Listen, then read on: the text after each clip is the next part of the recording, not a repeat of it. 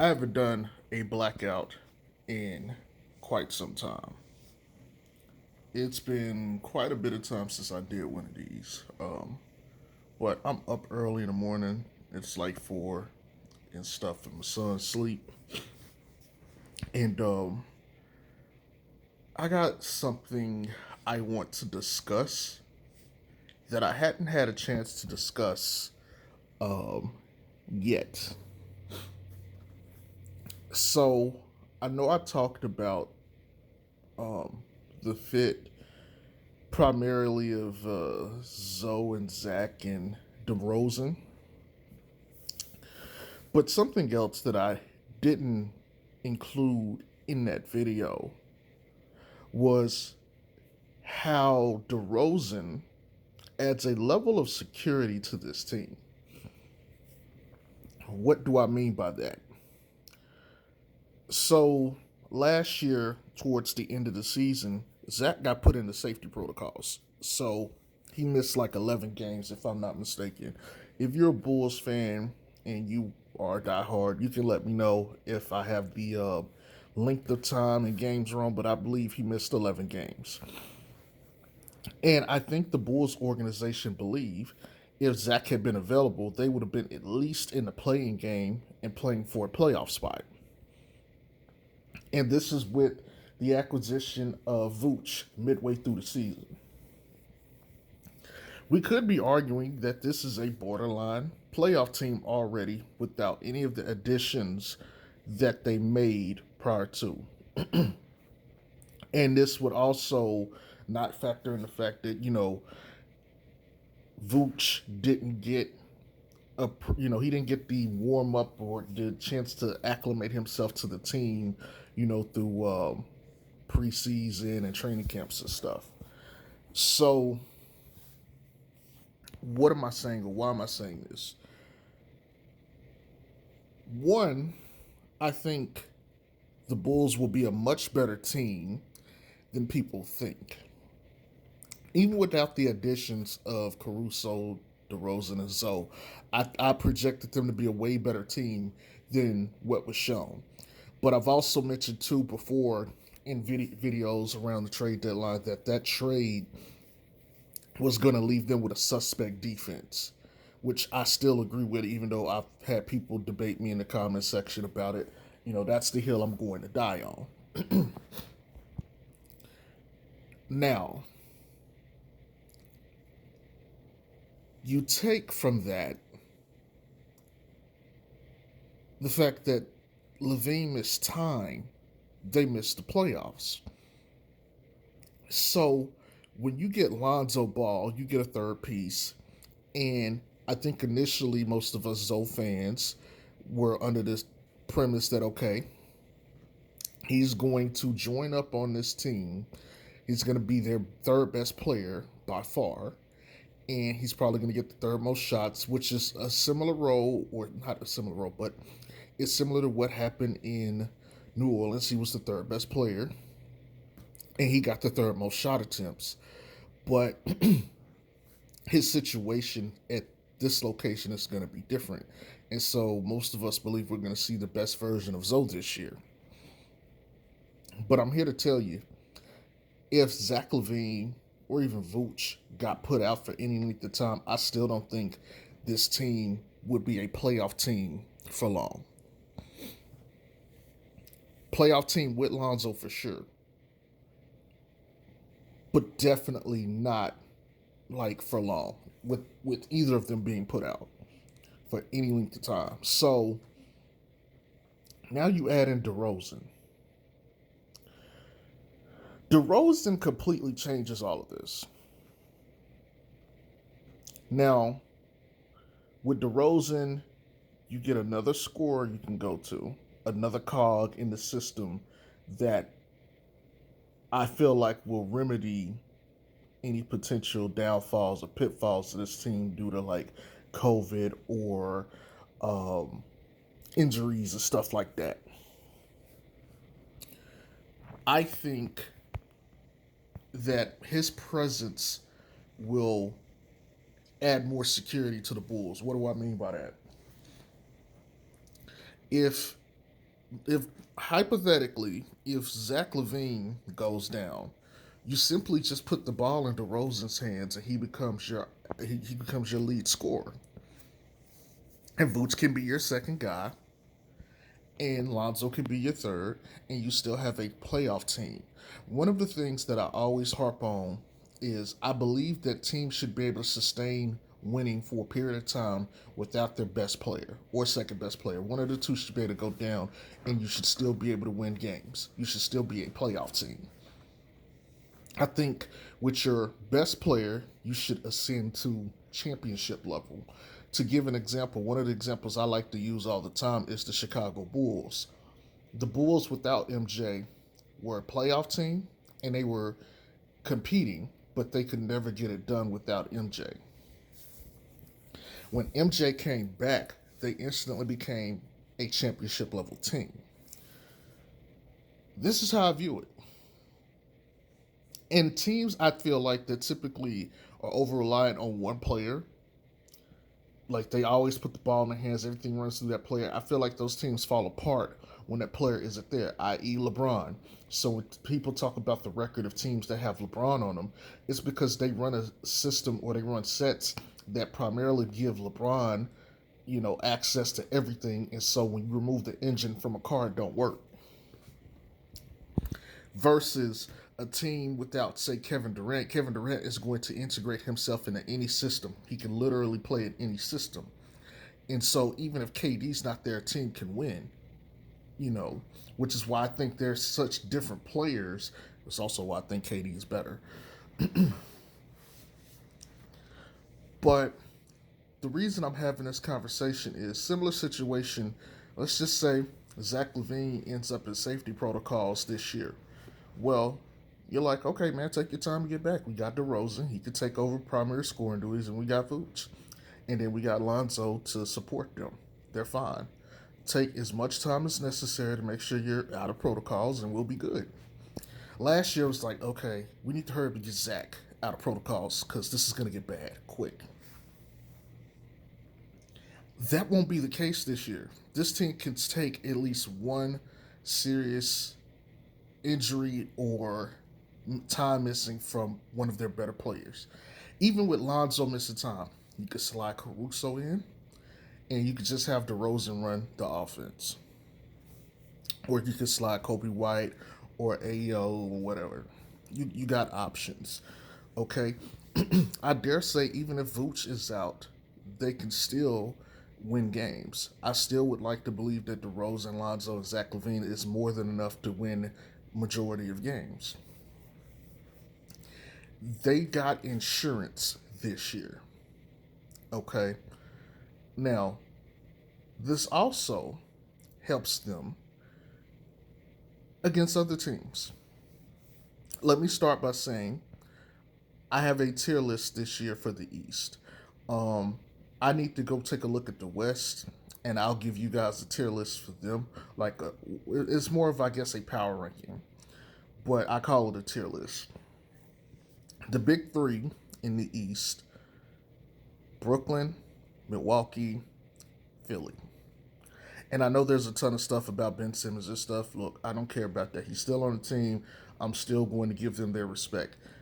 They are top three. Next, I have Miami. And the first three are those are the championship level contenders. Miami is just under them. There, to me, they could get, if everything works out in their favor, they could end up in the finals. It's not likely in my eyes, but there's this group here is, if everything else goes right or leans to their favor, they can end up in the finals. Miami, I think, is the next best team after them. After that, I'm putting the Chicago Bulls, number 5. I think that the Chicago Bulls did enough to put them right there in that spot. They leapfrog all the other teams from last year, for reasons I've mentioned and others.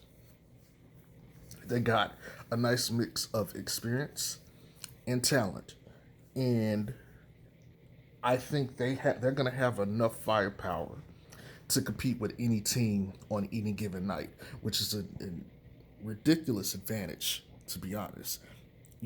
Assuming everything works out, this could be a situation where it ends up not working out, but on paper, this is one of the most stacked and better teams. I wouldn't call them a big three or big four or nothing like that, but as far as what they can do, they have enough to give it to anybody on any given night.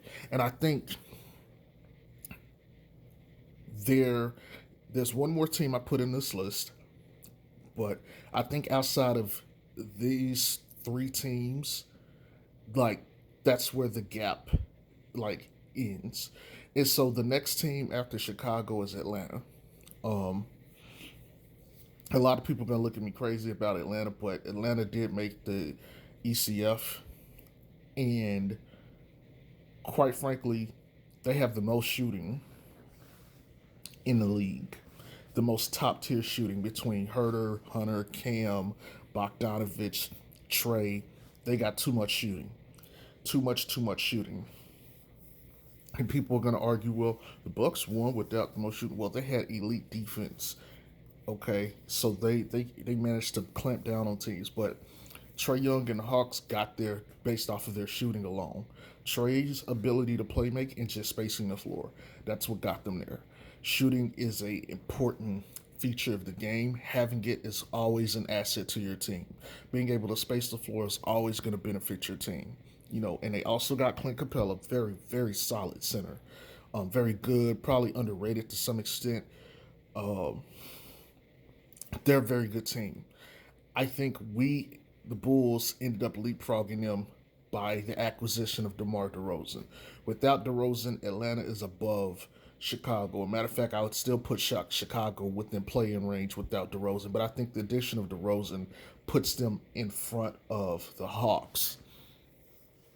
And quite frankly, after that, I don't think there's another team close to their like level of power. So there's like two sections. There's for right now. There's the big three. It, those are the championship contenders, and then the three that I mentioned: Miami, the Bulls, and Atlanta. That's the next tier. That's the if everything goes right, maybe an injury to another team, um, you know, maybe health and safety protocols during a series or something. Um, they could find themselves into the finals. They're that close. You'd probably say they're one piece away, but you know, hey, luck of the draw, you might end up with a very good matchup in the playoffs or a good bracket in the playoffs, and you end up getting to the Eastern Conference Finals like Atlanta did last year. Now, this list will be adjusted as the season goes on. It's fluid. But on the outside looking in, this is what it looks like. Ben Simmons has yet to been traded. So if he or when he gets traded, depending on what they get back, I might have to slide them down a notch. I might put them up a notch, or they may stay the same. Or there may be a gap between the other two, Philly, and then another gap between the three I just mentioned. You never know.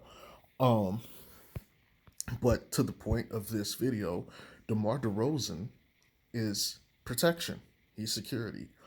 There's no way you look at this team and don't think they're at least within the top five teams. They shouldn't be in a playing game. This team should be in the playoffs handily, and there shouldn't be any questions about it.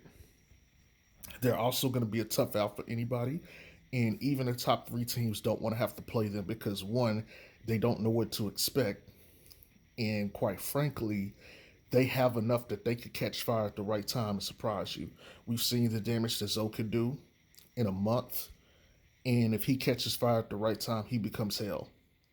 DeRozan has playoff experience. He's a vet. He's not going to. There's not a thing in the league he hasn't seen. And then Zach LaVine is always a threat to drop buckets. And then you got Vooch, who will pretty regularly put up a stat line like 40, 15, and 8, like something ridiculous. If you go look, Vooch has like stat lines like that, and you're like, where the fuck did this come from? Like he will quietly just dominate a game without like a triple double. He'll give you triple double esque numbers. Like I've literally just popped up and seen him put up like 32-17 and like five, and I'm like, what the hell, what, like, for real? And he just does it by shooting and scoring the basket and just being very good, being one of the better rebounders in the league. But again, DeRozan is security, and like I said, if things chips fall a certain way, they could very well find themselves into the finals. Look at it like this, man. They end up in a first round matchup. They play a team like the Pacers. The Bulls beat the Pacers probably, okay? Um, but then they end up having to play, say, Philly, and maybe Joel Embiid gets hurt. Well, guess what? They're going to go to the Eastern Conference Finals.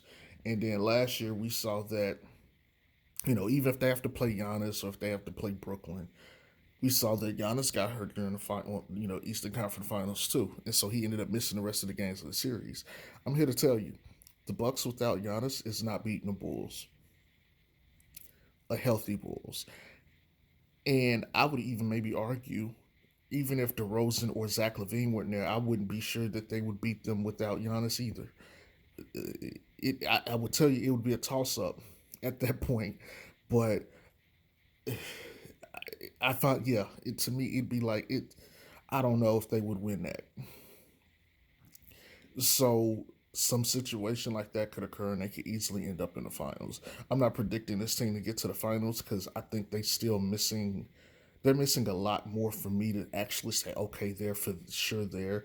And most media is gonna say they're missing a piece, but like I said, I have my trepidations about the Bulls getting to the finals, but I could definitely see, a pathway for them to end up there. Um, but yeah, the whole DeRozan acquisition has grown on me in a sense of what he can provide for this team. I still think there were better acquisitions to make, but ultimately, for his purpose and what he will serve, I think that 28 million will seem like a bargain at some point. That 28 million a year, but that's all I really wanted to talk about. I've actually done this video a couple times and I didn't like the way I did it after playing it back. So I was like, let me try it again right now while I have some time and everything's fresh on my mind. So here you guys go. But if you guys got any questions about it or you want to debate my points, please, feel free to comment and I will catch y'all later. Peace.